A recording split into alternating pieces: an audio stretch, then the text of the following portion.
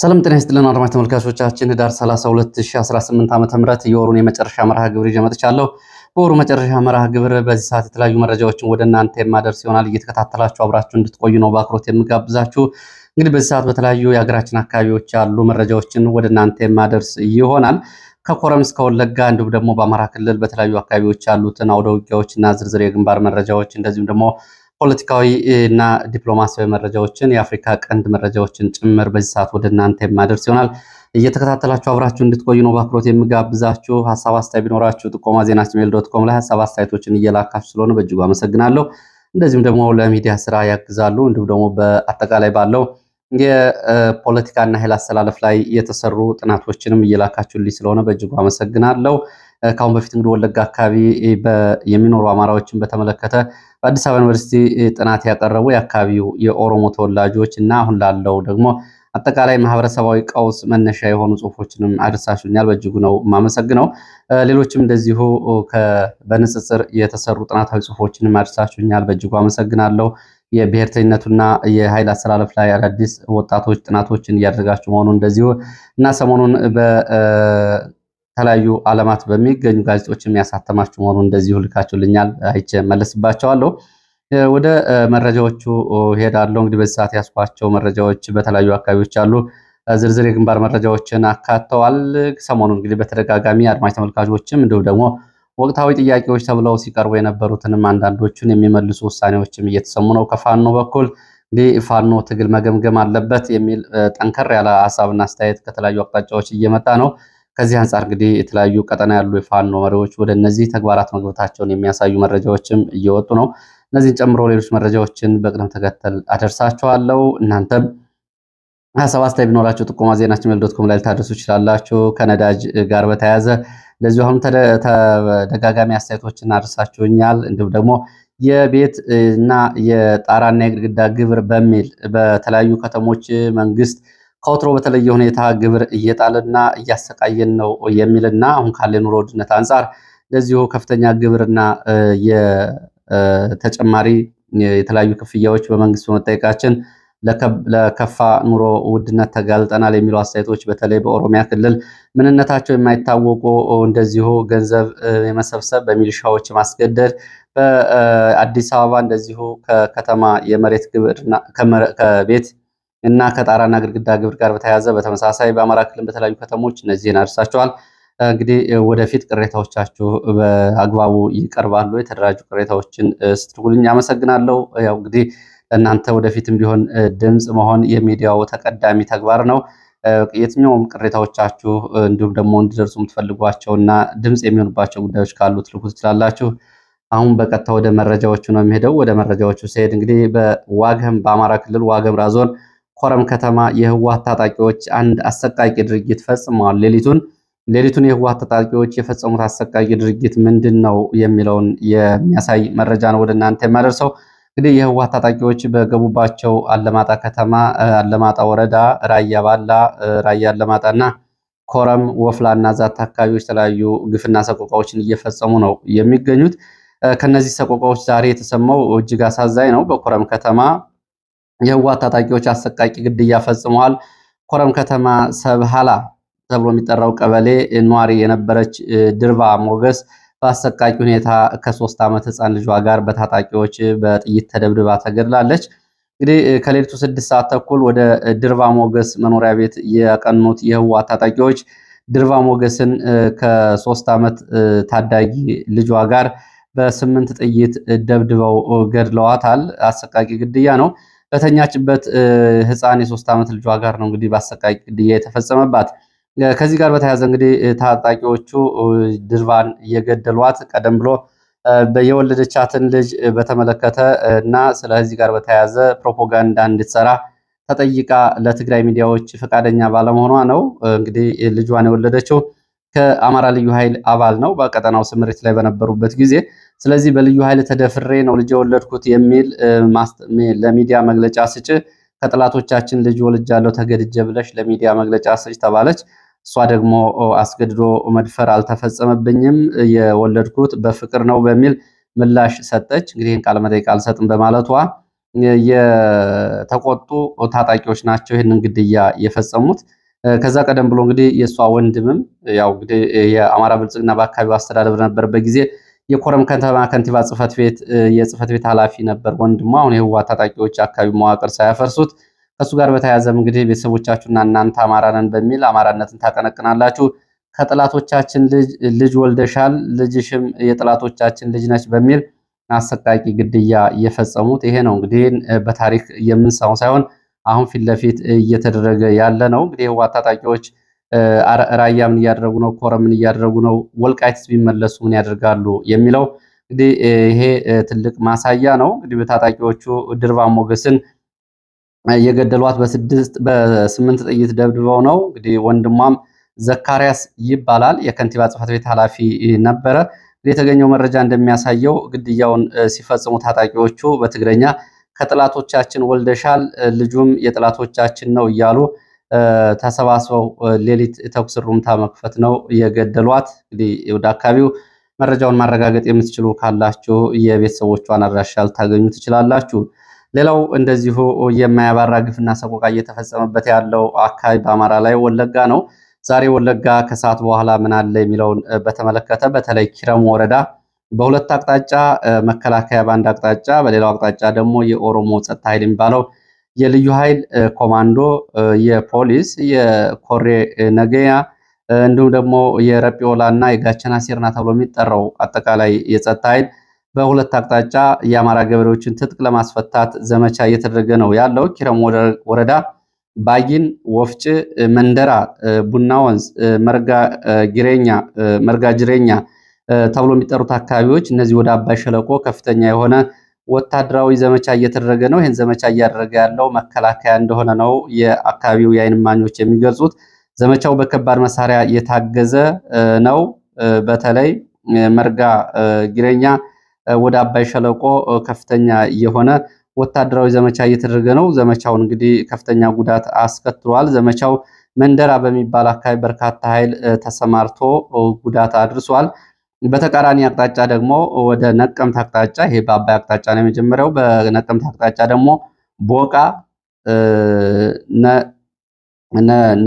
ነጮ፣ ውልማይ፣ ወልዴሳ፣ ደቢ በተባሉ መንደሮች ደግሞ እንደዚሁ የኦሮሚያ የጸጥታ ኃይል የሚባሉት የልዩ ኃይል ኮማንዶ፣ ጋቸና ሴርና፣ ረጲዮላ፣ ቄሮ ሰራዊት በጋራ በአካባቢው ላይ ዘመቻ እያደረጉ ነው የሚገኙት። በሁለቱም ግንባር እንግዲህ የደረሰው ጉዳት ሰፊ መሆኑን መረጃ ምንጮች የገለጹት በዝርዝር አልታወቀም። ሆኖም ግን ቦቃ በተባለ ቦታ ላይ ቀድሞ የገባ የጋቸና ሴርናና የኦሮሞ ልዩ ኃይል ኮማንዶ ከፍተኛ ጉዳት ማስተናገዱን ተከትሎ መከላከያውን ተጨማሪ ኃይል ወደ አካባቢው አንቀሳቅሷል። በአካባቢው እንግዲህ ራሳቸውን እየተከላከሉ የሚገኙ የአማራ ገበሬዎችን ትጥቅ ለማስፈታት የገባው የጋቸና ሴርና ልዩ ኮማንዶና ረጲዮላ ከፍተኛ ጉዳት አስተናግዶ አሁን በዚህኛው ግንባር ከቦቃ ቀጠና መከላከያ መግባቱን የተሰማው። በርካታ የአማራ ገበሬዎች ቦቃ ተብሎ የሚጠራው አካባቢ ህፃናትና ከብቶችን እየነዱ ወደ አሊ ቀበሌ እየሸሹ መሆኑን የሚያሳይ ቪዲዮና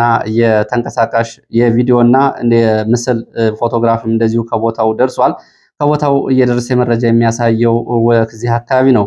በተለይ ወልማይና ቦቃ ዛሬ ረፋድ 12 ሰዓት ጀምሮ አካባቢውን ለቀው ወጥተዋል የተባሉ በርካታ የአማራ አርሶ አደሮች ቁጥራቸው 1200 ይደርሳል ነው የተባለው። እንግዲህ ሌላው አሳዛኝ ደግሞ ይህንን ፕሮፓጋንዳ የኦህዴድ ብልጽግና ገጾች ከቦቃና ወልማይ የኦሮሞ ገበሬዎች እየተፈናቀሉ ነው በሚል ፎቶግራፉን እያዘዋወሩት ይገኛሉ። እውነታው ግን የአማራ ገበሬዎች ናቸው ከቦቃ ከተብሎ ከሚጠራው አካባቢና ከቡና ወንዝ አካባቢ ተፈናቅለው ወደ ሌላ ቦታ እየሄዱ ያሉት። ወለጋ ያለው ሁኔታ ይህንን ነው የሚመስለው። ፖለቲካዊ መረጃዎችን በመሃል ሁለት ፖለቲካዊ መረጃዎችን ላድርስ። አንደኛው ምርጫ ቦርድ በጌታቸው ረዳ ለሚመራው ስምረት ፓርቲ ክልላዊ ፓርቲነት ሙሉ እውቅና መስጠቱ ዛሬ ከወጡ የፖለቲካ እና የፓርቲ መረጃዎች መካከል ይገኝበታል። ከዚህ ጋር በተያያዘ እንግዲህ ጌታቸው ረዳ በትግራይ የክልላዊ ፓርቲ ሆኖ እንዲንቀሳቀስ ፍቃድ የተሰጠው የስምረት ፓርቲ ፕሬዝዳንት መሆኑ ቀደም ብሎ እንግዲህ መዘገቡ ይታወቃል። ሌላው ምርጫ ቦርድ ከዚህ ጋር በተያያዘ 2018ን የምርጫ ጊዜ ሰሌዳ ይፋ አድርጓል። በኢትዮጵያ ውስጥ ሚዲያዎችም ሰዎችም ትኩረት ከማይሰጧቸው ክስተቶች መካከል አንዱ ምርጫ ነው። እንዲሁም ደግሞ የምክክር ኮሚሽን የሚባሉት ጉዳዮች ያው እንግዲህ ምን ለውጥ ላያመጡም በሚል ሰዎች ትኩረት የማይሰጧቸው ጉዳዮች ናቸው። በተለይ ዘንድሮ ምርጫ እንግዲህ በፓርቲዎችም በህዝቡም በሚዲያዎችም ፍጹም ትኩረት ያልተሰጠው ነው። ሆኖም ግን አብይ አህመድ ይህንን ምርጫ በማድረግ ህጋዊ መንግስት ነን ማለት ፍላጎታቸውን ይዘው አሁን በተለያዩ አካባቢዎች እንደዚሁ የእጅ ስራ የሆኑ ፓርቲዎችንም እንዲሁም ደግሞ የአየለ ጫሚሶ አይነት ፓርቲዎችን ወደ ምርጫ ማስገባት ምርጫውን እንዲያጅቧቸው የማድረግ እንቅስቃሴዎች ናቸው ያሉት። ምርጫ ቦርድ ይፋ ባደረገው የጊዜ ሰሌዳ መሰረት ግንቦት 24 ቀን ምርጫ ይደረጋል። ሰኔ 4 2018 ዓ.ም አጠቃላይ ምርጫ ውጤት ይፋ ይደረጋል። እንግዲህ ምርጫው አሁን ጀምሮ ያው ይታወቃል። ወደ ሌሎች መረጃዎች ሲሄድ ደግሞ ወደ ስማዳ የሚወስደን መረጃን ማስከትለው ደቡብ ጎንደር በስማዳ ይሰድ በተባለ ትምህርት ቤት ላይ በተፈጸመ የቡድን መሳሪያ ድብደባ ትምህርት ተቋርጧል። ተማሪዎች ለጥቂት ከጉዳት ተርፈዋል።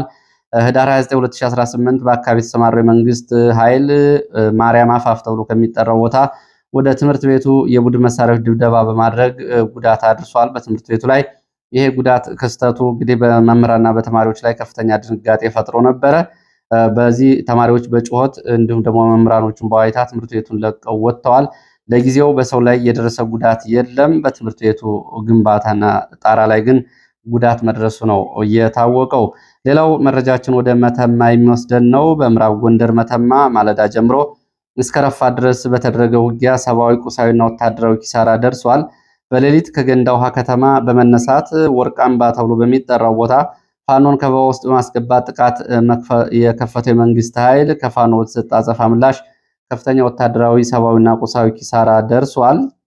ፋኖ ከበባ ሰብሮ መውጣቱን የገለጹት የመረጃ ምንጮች በዚህ የእጅ የጨበጣ ውጊያ ከፍተኛ ጉዳት ደርሷል። በሁለቱም በኩል ጉዳቶች ደርሰዋል። ረፋት ድረስ ወርቃምባ ተብሎ የሚጠራው ወንዝ አቅራቢያ ድረስ ያልተነሱ አስከሬኖች ተመልክተናል ይላሉ የመረጃ ምንጮች። ወደ መተማ ገንዳ ውሃ ሆስፒታልም እንደዚሁ በርካታ ቁስለኞች ከመንግስት በኩል ወደ ሕክምና ተወስደዋል። በውጊያው እንደዚሁ መሳሪያዎችም እንደዚሁ በፋኖች ገብተዋል። በሁለቱም በኩል ጉዳት አለ። 4 ሰዓት ድረስ ውጊያ እንደነበር የመረጃ ምንጮቹ ገልጸዋል። እንግዲህ በቀጥሎም የጉዳት ከደረሰ በኋላ ወደ አካባቢው እንደዚሁ ተጨማሪ ኃይል ስለመንቀሳቀሱ የወጡ መረጃዎች ያሳያሉ። ወደ ማዕከላዊ ጎንደር በለሳ ስንሄድ በለሳ እና ደቡብ ጎንደር ሊቦ ከምከም መስመር ባጅ ተብሎ በሚጠራ ቦታ ተከታታይ የከባድ መሳሪያ ድብደባ እየተደረገ እንደሆነ ከረፋት ጀምሮ የወጡ መረጃዎች ያሳያሉ። ወደ አካባቢው የገባው መንግስት ኃይል የዙ 23 የሞርተር የድሽቃ ድብደባ እያደረገ ይገኛል። ወደ ተለያዩ ቦታዎች እንደዚሁኑ አዳፍኔ ድብደባ ነው የሚያደርገው የመንግስት ኃይል። የደረሰው ጉዳት በዝርዝር አልታወቀም። ለከባድ መሳሪያና ለቡድን መሳሪያ ድብደባዎቹ ግን የተሰጠ ምንም አይነት ያጸፋ ምላሽ የለም። ህዳር 25 2018 ወደ ሚካኤል ደብር ከ5 አቅጣጫ የገባው የመንግስት ኃይል በአራት ቀበሌዎች ላይ የጦር ወንጀል በአርሶ አደሮች ላይ እየፈጸመ ነው። የቤት ለቤት ፍተሻ በሚል መሳሪያዎችን የአርሶ አደሮችን እየወሰደ ይገኛል። ድብደባም እንደዚሁ ደግሞ ከድብደባ ያለፈም እንደዚሁ አስገዶ መድፈርም ጭምር መፈጸሙን የመረጃ ምንጮች ገልጸዋል። ዛሬም እንደዚሁ በዚሁ ቀጠና ወረብ ተብሎ ወደሚጠራ አካባቢ ጉላና እና ወረብ ተብሎ የሚጠራው አካባቢ ለአንድ ሰዓት የቆየ ውጊያ መደረጉን የመረጃ ምንጮች ገልጸዋል። ወደ ወረብ አካባቢ አሁንም የዙ 23 ድብደባ እየተደረገ ነው። እንግዲህ አካባቢውን የምታውቁት መረጃውን ልታረጋግጡ ትችላላችሁ። በሌላ መረጃ እንግዲህ የፋኖዎች የተለያዩ ተግባራትን ለማከናወን ስራዎችን እየሰሩ መሆናቸውን የሚያሳዩ መረጃዎች ወጥተዋል። በአማራ ፋኖ ብሔራዊ ኃይል ሰሜን አማራ ቀጠና መግለጫ አውጥቷል። በወቅታዊ ጉዳይ ላይ ባወጣው መግለጫ ከዛሬ ከህዳር 30 ጀምሮ የማጥራትና የማብቃት ተግባራትን እንደሚያከናውን በመግለጫው አሳውቋል። እንግዲህ ከዛሬ ጀምሮ በማጥራትና በማብቃት ህልውናችን እናረጋግጣለን በሚል መሪ ቃል ወደ አደረጃጀታዊ ንቅናቄ በይፋ መጀመሩን አሳውቋል። በዚህ መግለጫም እንግዲህ ስልጠናን ጨምሮ በህዝብ አስተዳደር፣ በፋይናንስ አስተዳደር፣ በሰራዊት ማደራጀት፣ በሌሎች በተመረጡ ሀገራዊ ጉዳዮች ላይ በተዘጋጁ ሰነዶች ላይ ለአባላት ለአመራር ስልጠና መስጠትና ወጥነት ባለው መልኩ ለግዳጅ ብቁና ንቁ ኃይል ለመፍጠር ይህንን ንቅናቄ ጀምሬያለሁ ብሏል። ሌላው በውስጥ መረጃ መሰረት በመመርኮዝ ሰርጎ ገብ እና ጥገኞችን የማጥራትና የመግራት ስራዎች ይሰራሉ። እስከ ታችኛው መዋቅር ድረስ የሚቀጥል ይሆናል ብሏል። እንግዲህ ከአረመኔው ጠላት ጋር ትስስር ፈጥረው በመስዋዕትነታችን ላይ የግል ጥቅማቸውን ለማረጋገጥ የሚሰሩትን እጆችን እናርማለን፣ እናስተካክላለን፣ እንመነጥራለን ሲልም በመግለጫው አስታውቋል። ያው ብዙ ጊዜ እንግዲህ ካሉት ግፊቶች እና ከሚቀርቡ ቅሬታዎች መካከል ፋኖ ውስጣዊ አደረጃጀቱን ያጥራ የሚለው ነው። ሌላው ከውጭም ከውስጥም ትግሉን ለማዳከም የተዘረጉ ኔትወርክ ወይም ደግሞ ትስስሮችን እነዚሁን እንበጣጥሳለን የሚል መግለጫ አውጥቷል። ማስረሻ ሰጤ የተባለ ግለሰብ ፋኖን ወክሎ እንደገባና የሰላም ስምምነቶች ተብለው በየአካባቢው ሌላው በሰላም ስምምነት እንዲገባ እየተደረገ ያለው ቅስቀሳ እኛን የማይወክልና ድርጅታችን የማያውቀው እንደሆነ ልታውቁ ይገባል ሲልም እንደዚሁ ጥሪ አቅርቧል። ሌላው በንጹሐን ወገኖች ላይ የመንግስት ወታደሮች እየፈጸሙ ያለውን ጥቃት የፋኖ ቤተሰቦች ናቸው በሚል በንብረት ላይ የሚፈጽሙትን ማውደም፣ በሰዎች ላይ የሚፈጽሙትን ግድያ፣ አጠቃላይ ጦር ወንጀል ለማስቆም አጸፋዊ እርምጃ ለመውሰድ የወትሮውን ተግባራችን አጠናክረን እንቀጥላለን ብሏል። እንደዚሁም ደግሞ በአማራ ፋኖ ብሔራዊ ኃይል የምስራቅ አማራ ፋኖ ምኒልክ ዕዝ ዓመታዊ ድርጅታዊ ስብሰባ በማድረግ የትግሉን ወቅታዊ ሁኔታ መገምገሙን ባወጣው መግለጫ ገልጿል። በሌላ መረጃ እንግዲህ ከዚህ ከአደረጃጀት ጋር ለውጥ ወታደራዊ መረጃዎች ይቅርታ በተያያዘ ዜና እንደዚሁ እንግዲህ ወታደራዊ ግምገማ ማድረጉን የአደረጃጀቶች ለውጥና አስተዳደራዊ እርምጃዎችንም መውሰዱንም አሳውቋል። በዋናነት እንግዲህ የኦዲት ቁጥጥር ወታደራዊ ፍርድ ቤቶችን ጨምሮ ወታደራዊ እና የፖለቲካ አደረጃጀቶችን እንዲሁም ደግሞ የጽህፈት ቤት አደረጃጀቶችን ይፋ አድርጓል። በዚህም መሰረት እንግዲህ ፋኖ ምህረት ወዳጅ አሁንም ሰብሳቢ ሆኖ ቀጥሏል። ከዓመታዊ ግምገማ ሄኖክ አዲሴ ምክትል ሰብሳቢና የፖለቲካ ጉዳዮች ተጠሪ እንዲሁም ደግሞ ወታደራዊ አዛዥ ፋኖ ድርሳን ብርሃኔን በማድረግ ወታደራዊ ፖለቲካዊ አደረጃጀቶች ጽህፈት ቤቶችን ጨምሮ እንግዲህ በበርካታ ሹመቶችን ድልድሎችን ይፋ አድርጓል። እንግዲህ ያው በፋኖ ትግል ውስጥ መደረግ ያለበት እንደዚህ አይነት ወቅታዊ ግምገማ ነው የሚሉ አስተያየቶች ሲቀርቡ ነበር። ለዚህ ምላሽ በሚሆን መልኩ ለአንድ ሳምንት የተደረገ ግምገማ መጠናቀቁን ነው የገለጸው። ፋኖ ዘመነ ካሴም እንደዚሁ በአራት ጉዳዮች ላይ ጥሪ አቅርቧል። በማህበራዊ ሚዲያዎች ላይ በተሰራጨው ጥሪ በአራት ጉዳዮችን ወደ አራት ምሰሶዎች ላይ አተኩረን እንስራ ሲል ጥሪ አቅርቧል። አንደኛው የማያቋርጥ የኃይል ግንባታ ማንቃት፣ ማደራጀት፣ ማሰልጠንና ማስታጠቅ።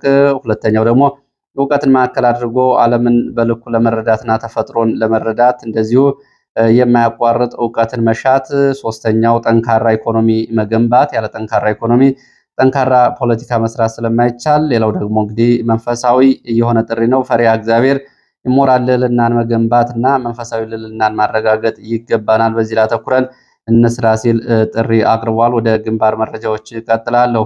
ወደ ግንባር መረጃዎች ሲቀጥል ወደ ጋይንት የሚወስድን መረጃ አስከትላለሁ። ክምር ድንጋይ ወደ ጥጥራ አገረገነት ተብሎ የሚጠሩ አካባቢዎች በሌሊት ከተንቀሳቀሰ የመንግስት ኃይል ጋር ዛሬ ለ2 ሰዓታት የቆየ ረፋድ አካባቢ ውጊያ ተደርጓል። በውጊያው የደረሰው ጉዳት በዝርዝር አልታወቀም። ሰሞኑን በዚህ ቀጠና እንደዚሁ እንግዲህ ተከታታይ ውጊያዎች ሲደረጉ ነው የቆዩት። በተለይ በዛጎች አገረገነት፣ መገንጠያ፣ ጥጥራ፣ ውሃ ምድር፣ ጉና፣ ጎሃ፣ ታጥሮበር በተደረጉ ተከታታይ ውጊያዎች እንደዚሁ ከፍተኛ ወታደራዊ ኪሳራዎች መድረሳቸው ይታወቃል። ከዚህ ባሻገር ዛሬ በነበረው ውጊያ እንደ ፋኖ መረጃ ምንጮች እንግዲህ ከ11 በላይ መንግስት ወታደሮች ጉዳት ደርሶባቸው ከአገረገነት ወደ ክምር ድንጋይ የመንግስት ኃይል ተመልሶ ወጥቷል የሚሉ መረጃዎች ናቸው ያሉት። ሌላው መረጃችን ወደ ጎንደር ከተማ የሚወስደን ነው። በጎንደር ከተማ የተጣለው የእንቅስቃሴ ገደብ መነሳቱን የከተማው ፖሊስ አዛዥ አስታውቋል። የሰዓት እላፊ ገደቡ ሙሉ በሙሉ ለሰዎችና ለተሽከርካሪዎች መነሳቱ ነው የተገለጸው። እንግዲህ ይሄ እስካሁን ድረስ ተጥሎ የነበረው የተሽከርካሪዎችም የሰዎችም እንቅስቃሴ ያለ ገደብ 24 ሰዓት መሆኑ ተገልጿል።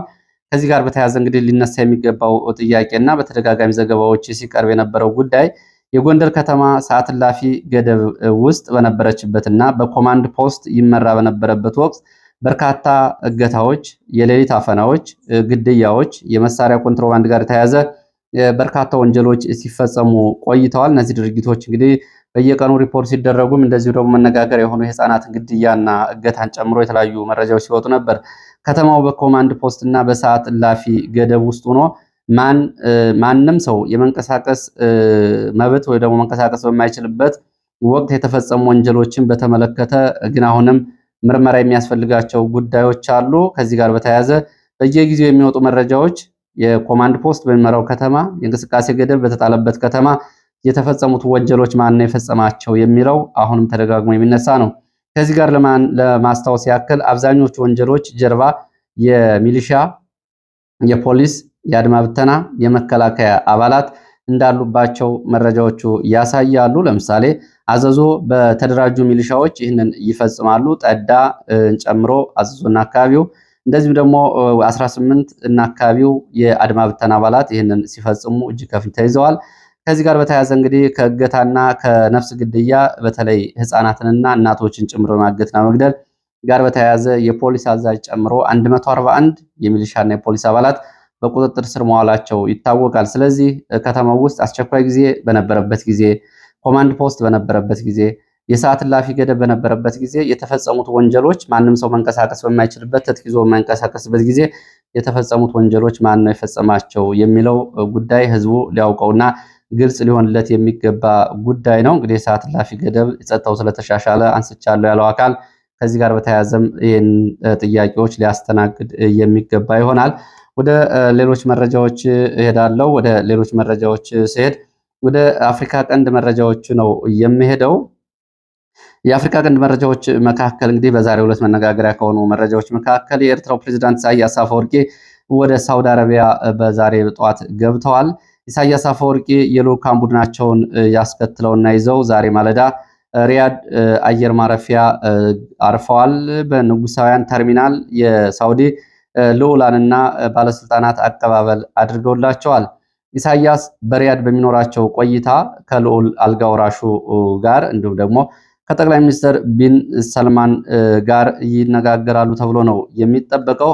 ይህም ጉብኝት እንግዲህ ከባለፈው ከኤርትራ ጉብኝት ጋር ከካይሮ ጉብኝት ጋር ምን ያገናኘዋል የሚል ጉዳዮችን እዚህ ላይ አብሮ ማንሳት ያስፈልጋል። ኤርትራ ሳውዲ አረቢያ ጋር የቀይ ባህር ጓድ የሚል ጥበቃ የጋራ ኃይል ለማቋቋም ተደጋጋሚ ጥረቶች ሲደረጉ ቆይተዋል። ውይይቶችም ሲደረጉ ቆይተዋል። ይሄ ጓድ የቀይ ባህር ጥበቃ ጓድ የሚባለው በተናጠል እና በቡድን ሳውዲ አረቢያ፣ ግብፅና ኤርትራን ጨምሮ ሌሎቹ ሀገራትን ያካተተ አንዳንድ ጊዜ ደግሞ በኤርትራና ሳውዲ አረቢያ በተደጋጋሚ የተነጋገሩበት ጉዳይ ነው።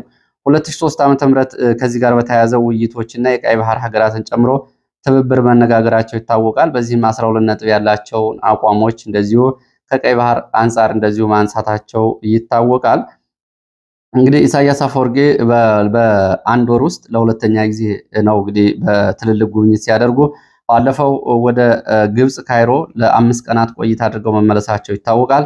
አሁን ደግሞ ረዘም ላሉ ቀናት ወደ ሳውዲ አረቢያ ሪያድ መግባታቸው ይታወቃል። ይሄ ከቀይ ባህር ፖለቲካና እንደዚሁም ደግሞ ኢትዮጵያ ከያዘችው ወቅታዊ የባህር በር ጉዳይና የአሰብ ጉዳይ አንጻር ምን ያገናኘዋል የሚለውን እንግዲህ ወደፊት በፖለቲካዊ ውጤቶቹ የሚታይ ነው የሚሆነው። ሌላው ኤርትራውያን የተመለከተም እንደዚሁ ሌላ መረጃ ወጥቷል። ኤርትራውያንን በተመለከተ በግብፅ የሚኖሩ ኤርትራውያን እንደዚሁ ያለ በቂ ምክንያትና በይፋ ባልተገለጸ ምክንያት ከግብፅ ኤርትራውያን መባረራቸውን ቢቢሲ ይዞ ወጥቷል። ከ150 በላይ ኤርትራውያን በይፋ ባልተገለጸ ምክንያት ከሀገሯ ማባረሯን ግብፅ ገልጻለች ሲል ቢቢሲ ይህንን እንደዚሁ ከኤርትራውያን መስማቱንም ጨምሮ ዘግቧል። ኤርትራውያኑ ከካይሮ ወደ ተለያዩ እስር ቤቶች ተወስደው ታስረው ከቆዩ በኋላ ነው እየተባረሩት ብሏል ቢቢሲ። እንግዲህ በተለይ የዲፖርት ወይም ደግሞ በግዳጅ ከሀገር ማባረር ጉዳይ በሴቶችና በሴቶች ላይ እያነጣጠረ ነው። እንዲሁም ደግሞ ፈቃድ ባላቸውም ጭምር ላይ ያነጣጠረ እንደሆነ የገለጸው ቢቢሲ እናትና ልጅን ጭምር የለያየ ውሳኔ ነው እየተወሰነው። እናት ዲፖርት ተደርጋለች፣ ህፃን ልጅ ግን በካይሮ ቀርቷል።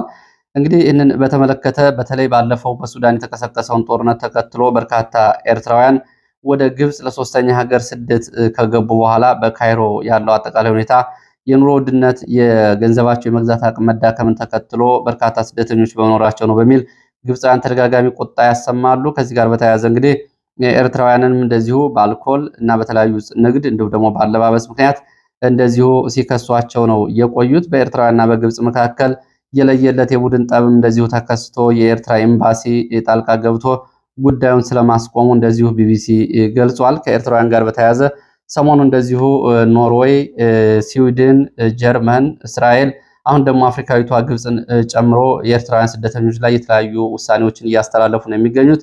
ኖርዌይ ከኤርትራ መንግስት ጋር ግንኙነት አላቸው ያለቻቸው እንደዚሁ የመኖሪያ ፈቃድ እንደምትነጥቅ ገልጻለች። እንዲሁም ደግሞ ስዊድን ደግሞ በስዊድን የሚገኘው የኤርትራ ኦርቶዶክስ ቤተክርስቲያን ከመንግስት ጋር ግንኙነት አለው በሚል እንደዚሁ ለቤተክርስቲያኑ ይሰጥ የነበረው ድጎማ እንዲቆም ወስናለች። እስራኤልን በተመሳሳይ እንደዚሁ በደቡብ እስራኤል ቀጠና ስደት ጥገኝነት ጠያቂ ኤርትራውያንን በግዳጅ መመለሷ፣ ጀርመን ደግሞ እንደዚሁ በእርስ በርስ ግጭቶች ጋር በተያያዘ እንደዚሁ ጥብቅ ቁጥጥር እያደረጉ መሆናቸው ነው የተገለጸው በተደጋጋሚ የወጡ ዘገባዎች። ለሰዓት ከተለያዩ አካባቢዎች ማሰባሰቢያ ያስኳቸው መረጃዎች እነዚህ እንደመስሉ። ስለተከታተላችሁ በእጅጉ አመሰግናለሁ። በሌላ ተመሳሳይ መርሃ ግብር እስከምንገናኝ ድረስ መልካም ጊዜ